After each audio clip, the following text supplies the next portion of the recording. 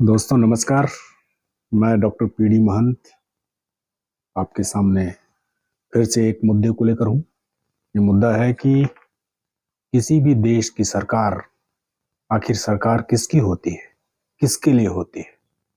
और हम अपने देश की बात करें तो हमारे देश की सरकार किसकी है और किसके लिए है।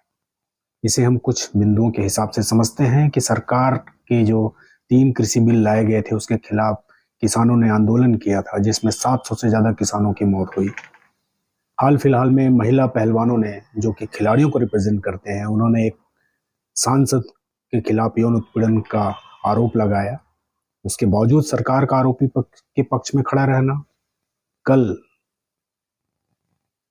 पहलवान बजरंग पूनिया ने अपना पद्मश्री वापस किया, सड़क पर रखकर कितने दुखी मन से उन्होंने अपना पद्मश्री रखकर चले गए। अभी कुछ दिनों पहले पूर्व सेनाध्यक्ष जनरल नरवणे की जो किताब आई है उसमें उन्होंने खुलासा किया है कि अग्निवीर योजना जो थी वो सेना द्वारा दी गई हुई कोई योजना नहीं थी। इसे सरकार ने अपने हिसाब से थोपा, जिसके कारण जो युवा आर्मी में, फौज में जाते हैं वो दिहाड़ी की तरह काम करेंगे।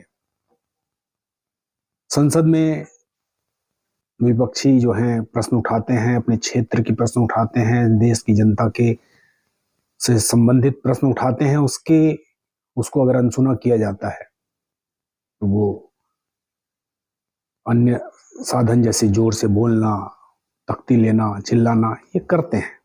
अभी संसद में जो सुरक्षा में जो सेंध लगी वो युवाओं ने करा, बेरोजगार युवाओं ने किया। लेकिन सेंध लगी सुरक्षा में, जो सबसे सुरक्षित क्षेत्र माना जाता है देश का, वहां पर सुरक्षा में सेंध लगी, उसका प्रश्न उठाया गया लेकिन उसे अनसुना किया गया। और जो प्रश्न उठा रहे थे, जो 144 विपक्षी सांसद, उनको निलंबित कर दिया गया। उसके बाद बिना बहस के, बिना विपक्ष के, सिर्फ बहुमत के दम पर संसद में बहुत सारे अत्यंत महत्वपूर्ण बिल बिना चर्चा के, बिना संबंधित कमेटी के पास भेजे हुए, सिर्फ हाथ उठाकर मनमाने ढंग से कानून बनाकर पास कर दिए जा रहे हैं। वैश्विक संगठन है, उनकी चेतावनियां हैं, लगातार चेतावनियां आ रही कि भारत में मानव अधिकारों का उल्लंघन हो रहा है, अल्पसंख्यकों का उत्पीड़न हो रहा है, भारत देश में भुखमरी की तादाद बढ़ती जा रही है, बच्चों में माल न्यूट्रिशन जो है वो बढ़ता जा रहा है। अभी कल परसों में ही इंटरनेशनल मॉनेटरी फंड ने चेतावनी दी है भारत सरकार को कि आप जितना कर्ज ले रहे हैं वो कर्ज जो है आपकी जीडीपी से ज्यादा होता जा रहा है। लेकिन सरकार है जो इन चीजों को नकारती चली जा रही है। पिछले 10 सालों से हम देखते हैं कि लाखों की तादाद में हर साल अमीर लोग देश की नागरिकता छोड़कर विदेश पलायन कर रहे हैं। बेरोजगारी चरम पर है, गरीबी चरम पर है। 80 करोड़ लोग 5 किलो राशन पे जिंदा हैं। स्वास्थ्य की बात करें तो कोरोना में सही व्यवस्था न होने कारण लाखों लोगों की मौत हुई। आस पड़ोस के जो देश हैं, जिसमें पाकिस्तान, चीन तो घोषित हमारे दुश्मन कहते हैं, लेकिन जो श्रीलंका है, नेपाल है, म्यांमार है, भूटान है, इनसे भी हमारे संबंध खराब हो रहे हैं। कनाडा और अमेरिका ने भी वहां हुई कुछ हत्याओं के लिए भारत देश की सरकार और उनके संबंधित जो संगठन है उन पे गंभीर आरोप लगाए हैं। सरकार जो है सरकारी संपत्तियों को निजी हाथों में औने पौने दाम में बेचती चली जा रही है। हमारे देश का संविधान जिससे देश चलता है उसके खुलेआम धज्जियां उड़ाई जा रही हैं। राष्ट्रीय प्रतीक जिसमें तिरंगा है, हमारे जो राष्ट्रीय चिन्ह है 3 शेर का, उनका, राष्ट्रपिता महात्मा गांधी का, इनसे छेड़छाड़ करने वाले में, इनके खिलाफ बोलने वालों को संरक्षण मिल रहा है। पुराने कानूनों को अभी आईपीसी और सीआरपीसी को तोड़कर मरोड़कर नया कानून पास कर दिया गया।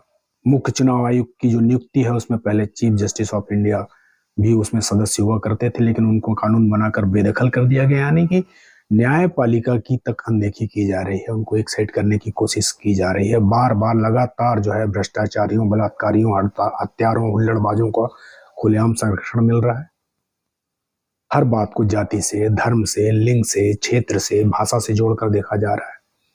अभी कुछ दिनों पहले जो नेता, विपक्ष के जो नेता थे कांग्रेस के, उन्होंने राष्ट्रपति की जगह उन्होंने राष्ट्रपत्नी कह दिया, तो उस पे सरकारी पक्ष ने इतना उत्पात मचाया कि एक आदिवासी महिला की, मतलब उसको आदिवासी महिला के सम्मान से जोड़ दिया गया।